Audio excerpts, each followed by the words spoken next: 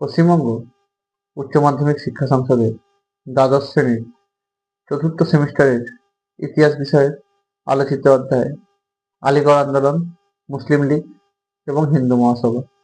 এই অধ্যায় থেকে আজকে আমি তোমাদের দুটি গুরুত্বপূর্ণ প্রশ্ন নিয়ে আলোচনা করব। তার মধ্যে প্রথম প্রশ্নটি হলো, ভারতের রাজনীতিতে দ্বিজাতি তত্ত্বের কি প্রভাব দেখা গিয়েছিল? স্যার সৈয়দ আহমেদ খানের দ্বারা প্রবর্তিত দ্বিজাতি তত্ত্ব ভারতের ইতিহাসের ক্ষেত্রে এক বহু চর্চিত এবং আলোচিত বিষয়। এই তত্ত্ব অনুযায়ী ভারতবর্ষে বসবাসকারী হিন্দু এবং মুসলমানরা কেবল দুটো আলাদা ধর্মীয় সম্প্রদায়ই ছিল না, তারা ছিল দুটি আলাদা জাতি। তাই এদেশের সাম্প্রদায়িক রাজনীতির উত্থান এবং বিচ্ছিন্নতার প্রসারের ক্ষেত্রে এই দ্বিজাতি তত্ত্ব মতবাদটি গুরুত্বপূর্ণ ভূমিকা পালন করেছিল।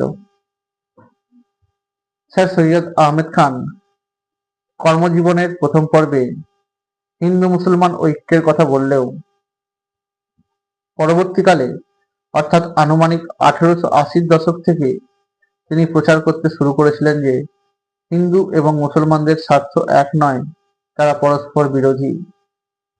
তিনি কংগ্রেসকে হিন্দুদের সংগঠন বলে দাবি করেছিলেন এবং 1888 খ্রিস্টাব্দে জাতীয় কংগ্রেসের বিকল্প একটি সংস্থা হিসেবে ইউনাইটেড ইন্ডিয়ান প্যাট্রিয়টিক অ্যাসোসিয়েশন প্রতিষ্ঠা করেছিলেন। 1861 খ্রিস্টাব্দের কাউন্সিল বিল বিতর্কের সময় স্যার চার্লস উড বলেছিলেন যে ভারত সংক্রান্ত কোনো আইন প্রণয়নের সময় একটি জাতি অর্থাৎ ভারতীয় হিসাবে নয়, ভাষা, ধর্ম এবং রাজনীতির দিক থেকে স্বতন্ত্র কয়েকটি জাতির কথা মনে রাখা উচিত। 1872 খ্রিস্টাব্দ থেকে ব্রিটিশ সরকার প্রত্যেক 10 বছর অন্তর আদমশুমারি বা জনগণনা কর্মসূচির মাধ্যমে ভারতে জাতিগত পৃথকীকরণ শুরু করেছিল।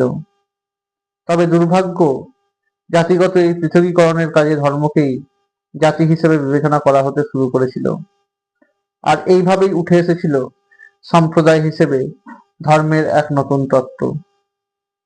1892 খ্রিস্টাব্দের কাউন্সিল আইনে লর্ড ক্রস সংখ্যা বা অঞ্চল ভিত্তিক প্রতিনিধিত্বের পরিবর্তে ধর্মীয় সম্প্রদায় বা গোষ্ঠীভিত্তিক প্রতিনিধিত্বের সিদ্ধান্ত গ্রহণ করার মাধ্যমে বিচ্ছিন্নতা এবং দ্বিজাতি তত্ত্বের প্রসারে সাহায্য করেছিলেন।